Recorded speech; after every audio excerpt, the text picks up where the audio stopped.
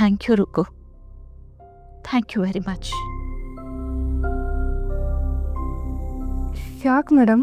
ಇವತ್ತು ನೀನು ಮಾಡಿದ್ದು ಸಾಧಾರಣವಾದ ಕೆಲಸ ಅಲ್ಲ ರುಕ್ಕು, ತುಂಬ ದೊಡ್ಡ ಕೆಲಸ. ನನ್ನ ಮಗ ಕೃಷ್ಣನ ಕಾಪಾಡಿಬಿಟ್ಟೆ. ಅದು ಎಲ್ಲಿಂದ ಪ್ರೂಫ್ ಕಲೆಕ್ಟ್ ಮಾಡಿದ್ಯೋ, ಹೇಗೆ ಮಾಡಿದ್ಯೋ, ಎಷ್ಟು ಕಷ್ಟಪಟ್ಟಿಯೋ ನನಗೆ ಗೊತ್ತಿಲ್ಲ. ಆದರೆ ಸರಿಯಾದ ಟೈಮ್ಗೆ ಇಲ್ಲಿ ಬಂದು ಕೃಷ್ಣ ಏನು ತಪ್ಪು ಮಾಡಿಲ್ಲ ಅಂತ ಸಾಬೀತು ಮಾಡಿದೆ ನೋಡು. Thank you, thank you Rukku. ಇಲ್ಲಿ ನಾನು ಏನು ಹೇಳಿದ್ರು ಯಾರು ಕೇಳಿಸ್ಕೊಳ್ಳೋ ಪರಿಸ್ಥಿತಿನಲ್ಲೇ ಇರಲಿಲ್ಲ. ಅಂಥ ಸಮಯದಲ್ಲಿ ನೀನು ಬಂದು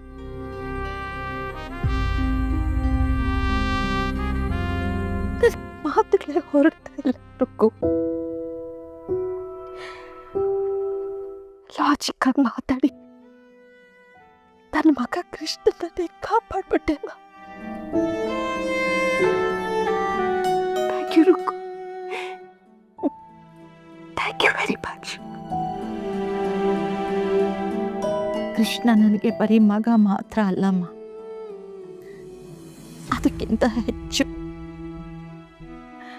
ರುಕ್ಕು, ಯಾವುದೇ ಒಬ್ಬ ತಾಯಿಗೂ ತನ್ನ ಮಗ ಎಷ್ಟೇ ಕ್ರೂರಿ ಆದ್ರೂ ತನ್ನ ಮಗನ್ನ ಕಾಪಾಡ್ಕೊಳ್ಳೋದಕ್ಕೆ ತಾನೇ ಪ್ರಯತ್ನ ಪಡ್ತಾಳೆ.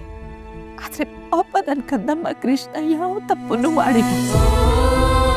ಆಮೇಲೆ ಇಲ್ಲ ಸಲ್ಲದ ಆಪಾದನೆನ ಹೊರಿಸಿ ಬಾಯಿ ಬಂದಾಗೆಲ್ಲ ಮಾತಾಡ್ಬಿಟ್ರು. ಸಂತ ತಡೆಯಕ್ಕಾಗ್ಲಿಲ್ಲ.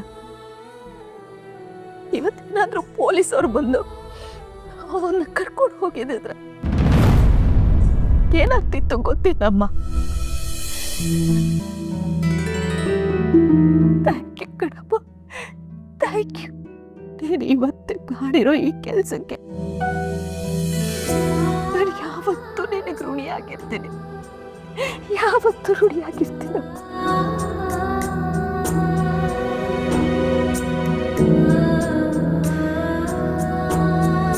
ಮೇಡಮ್, ಕೃಷ್ಣ ಏನೂ ತಪ್ಪು ಮಾಡೇ ಇರಲಿಲ್ಲ, ಅದಕ್ಕೆ ನಾನು ಅವನ ಜೊತೆ ನಿಂತೆ ಅಷ್ಟೆ. ನೀನು ಯೋಚನೆ ಮಾಡ್ದಂಗೆ ಎಲ್ಲರೂ ಯೋಚನೆ ಮಾಡಲಿಲ್ವಲ್ಲಮ್ಮ. ಯಾರಿಗೂ ಅದ್ರ ಅವಶ್ಯಕತೆನೇ ಇರಲಿಲ್ಲ. ನಿಜ ಅಲ್ವಾ? ಒಬ್ಬ ಮನುಷ್ಯ ಕೆಳಗಡೆ ಬಿದ್ದಿದ್ದಾನೆ ಅಂದರೆ ಬಾಳಿಗೊಂದು ಕಲ್ಲು, ತೋಳ್ಗೊಂದು ಕಲ್ಲು ಬೀಸೋ ಕಾಲ ಇದು. ಸಪೋರ್ಟ್ ಮಾಡಿ ನಮ್ಮ ಕೃಷ್ಣನ ಸೇವ್ ಮಾಡಿಬಿಟ್ಟೆಪ್ಪ. Thank you. ದೇವ್ರ ಚೆನ್ನಾಗಿಟ್ಟಿರಲಿ.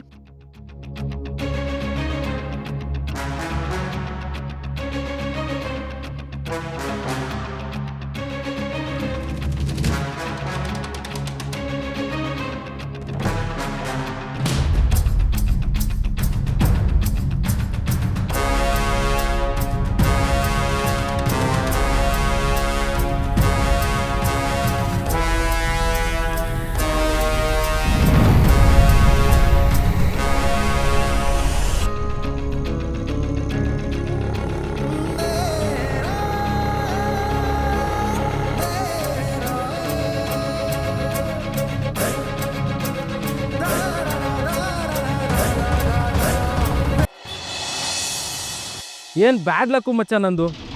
ಪ್ರತಿ ಸರ್ತಿನೂ ನಾನು ಬುಲ್ಬುಲ್ ಬೇಬಿನ ಪ್ರೈವೇಟಾಗಿ ಕರ್ಕೊಂಡೋಗಿ ಮುತ್ತು ಕೊಡ್ಸ್ಕೋಬೇಕು ಅಂತೀನಿ. ಆದರೆ ಅಷ್ಟರಲ್ಲಿ ಯಾವನೋ ಒಬ್ಬ ಒಕ್ಕರ್ಸ್ಕೊಂಡ್ಬಿಡ್ತಾನೆ. ಅವಳು ಮೋಸ್ಟ್ಲಿ ಅಲಾರಾಮ್ ಇಟ್ಕೊಂಡಿದ್ದಾಳೆ ಅನ್ಸುತ್ತೆ. ಅವಳು ಹತ್ರ ಹೋದಾಗೆಲ್ಲ ಹೊಡ್ಕೊಳ್ಳುತ್ತೆ ಕಣೋ. ಎದಳು ಸರ್, ಅದು ಆಗಲೇ ತಮಾಷೆ ಮಾಡ್ತಿದ್ವಿ ಸರ್, ಅಲ್ವೇನ್ರೋ? ನಿಮ್ಮ ಮುಖದಲ್ಲಿ ಆ ಪಶ್ಚಾತ್ತಾಪನೇ ಕಾಣಿಸ್ತಿಲ್ವಲ್ಲ ಫ್ರೆಂಡ್ಸ್. ಬಟ್ ಏನು ಮಾಡೋದು, ಅಷ್ಟು ಈಸಿಯಾಗಿ ನಾವು ಬಿಡಲ್ವೇ. ಸ್ವಲ್ಪ ಹಳೆ ಕಾಲದವ್ರು.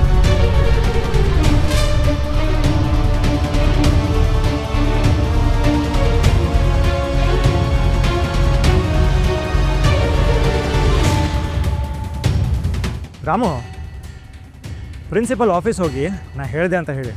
ಪಾಪ ಹುಡುಗರು ತುಂಬ ಸುಸ್ತಾಗಿದ್ದಾರೆ, ಸ್ವಲ್ಪ ದಿನ ರೆಸ್ಟಿಗೇಟ್ ಮಾಡಬೇಕು ಅಂತ ನಾ ಹೇಳಿದೆ ಅಂತ ಹೇಳಿ ಅವ್ರಿಗೆ ಅರ್ಥ ಆಗುತ್ತೆ.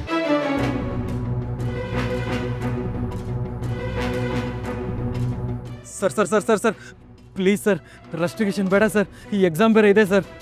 ಹೇಳ್ರೋ ಸರ್, ಪ್ಲೀಸ್ ಸರ್. ಸರ್ ನಾವು ಸುಮ್ಮನೆ ತಮಾಷೆ ಮಾಡ್ತೀವಿ ಸರ್ ಅಷ್ಟೇ. ಪೇರೆಂಟ್ಸಿಗೆ ಮಾತ್ರ ಹೇಳ್ಬೇಡಿ ಸರ್, ಪ್ಲೀಸ್ ಸರ್. ಬೇಡ ಸರ್.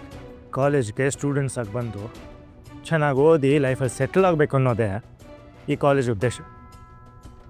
ಇಲ್ಲಿ ಕಲ್ಲಾಗಿ ಬಂದು ಶಿಲೆಯಾಗಿ ಇಲ್ಲಿಂದ ಹೊರಗೆ ಹೋಗಬೇಕು ಅನ್ನೋದೇ ನಮ್ಮ ಆಸೆ. ಅದನ್ನೆಲ್ಲ ಬಿಟ್ಟು ಹುಡುಗಿರನ್ನ ಚುಡಾಯಿಸ್ಕೊಂಡು ಧಮಕಿ ಹಾಕ್ಕೊಂಡು ಚಪ್ರಿಗಳ ಥರ ಅಲ್ದಾಡೋಕ್ಕಲ್ಲ ಈ ಕಾಲೇಜ್ ಇರೋದು.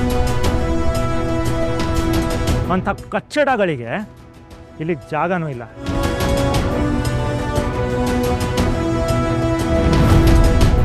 ಸರ್ ಮತ್ತೆ ಇನ್ನೊಮ್ಮೆ ಈ ಥರ ಮಾಡಲ್ಲ ಸರ್. ನನ್ನ ಮೇಲೆ ಬೇಕಾದ್ರೆ ಆಣೆ ಮಾಡ್ಕೊಂಡು ಹೇಳ್ತೀನಿ ಸರ್. ಅವಳ ಹತ್ರನೂ ಹೋಗಲ್ಲ ಸರ್ ನಾನು. ಅವಳಿಗೇನು ಹೇಳೋದು ಇಲ್ಲ ಸರ್, ಅವಳಿಗೇನು ಮಾಡೋದು ಇಲ್ಲ ಸರ್. ಏನದು? ಏನೋ ಮಾಡಲ್ಲ ಅಂದರೆ ಏನದು? ಹೇಳು ಮಾರಾಯ, ಸ್ವಲ್ಪ ವಯಸ್ಸಾಗಿದೆ, ಕಿವಿ ಮಂದ, ನೀಟಾಗಿ ಹೇಳು. ಏನಂದೆ, ಏನು ಮಾಡಲ್ಲ ಅಂತ? ಜನ್ಸಿ ಕಮಾನ್ ಹೇಳಿ, ಏನದು? ಅವಳಿಗೆ ಮೆಸೇಜ್ ಮಾಡಲ್ಲ, ಫಾಲೋ ಮಾಡಲ್ಲ, ಅವಳಿಗೆ ಧಮಕಿನೂ ಹಾಕಲ್ಲ, ಆಮೇಲೆ ನಮ್ಮ ಜೊತೆ ಬಂದು ಗರ್ಲ್ ಫ್ರೆಂಡ್ ಥರ ಇರು ಅಂತಲೂ ಹೇಳಲ್ಲ ಸರ್. ನಂಬಿ ಸರ್ ನಮ್ಮನ್ನ. ಅವ್ರ ಬಗ್ಗೆ ರೂಮನ್ಸ್ ಎಪ್ಸಲ್ಲ ಸರ್. ಹ್ಞೂ ಸರ್. ಗುಡ್. ಭವ್ಯ ಕೇಳಿಸ್ತೇನಮ್ಮ, ಪಾಪ ಒಳ್ಳೆ ಹುಡುಗರು, ಎಲ್ಲ ಹೇಳಿದ್ದು ನಿಂಗೇನೆ.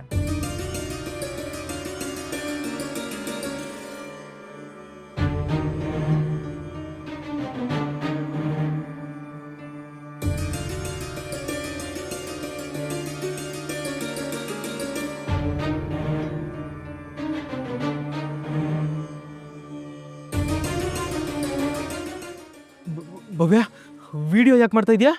ಭವ್ಯ, ಆ ವಿಡಿಯೋ ನಂಗೆ ಫಾರ್ವರ್ಡ್ ಮಾಡು.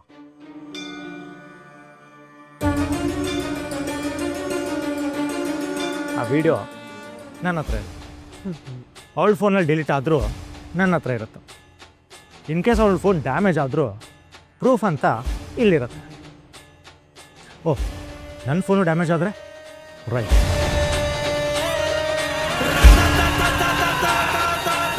ಇನ್ನೊಬ್ರು ಕಳಿಸ್ಬಿಟ್ಟೆ. ಫೋನನ್ನು ಚಿಂದಿ ಚಿತ್ರಾನ್ನ ಮಾಡೋ ಪ್ಲ್ಯಾನ್ ಏನಾದ್ರು ಇದ್ದರೆ ಸಾರಿ ಫ್ರೆಂಡ್ಸ್. ಈಗ ಮುಂದೆ ಏನಾಗುತ್ತೆ ಗೊತ್ತಾ? ಒಂದು ಕದನ ವಿರಾಮ. ಈ ವಿಡಿಯೋ ನನ್ನ ಹತ್ರ ಸೇವ್ ಆಗಿದೆ. ಪಾಪ ಹೆದರ್ಕೊಂಡ್ಬಿಟ್ಟಿದ್ದೀರ. ಇನ್ನೊಂದು ಸತಿ ಭವ್ಯ ಆಗಲಿ ಇನ್ನೊಬ್ಬರಾಗಲಿ ಯಾರಾದರೂ ಬಂದು ನಿಮ್ಮ ಬಗ್ಗೆ ಕಂಪ್ಲೇಂಟ್ ಹೇಳಿದರೆ ಏನಾಗುತ್ತೆ ಗೊತ್ತಾ? ಏನಾಗುತ್ತೆ ಹೇಳಿ? ಈ ವಿಡಿಯೋ ಏನಾಗುತ್ತೆ? ಶೇರ್ ಆಗುತ್ತೆ ಸರ್. ರೈಟ್. ಎಲ್ಲ ಕಡೆ ಸೋಷಲ್ ಮೀಡಿಯಾದಲ್ಲಿ 100+ ಫೇಕ್ ಅಕೌಂಟ್ಸ್ ಕ್ರಿಯೇಟ್ ಮಾಡಿ ನಾನೇ ವೈರಲ್ ಮಾಡ್ತೀನಿ.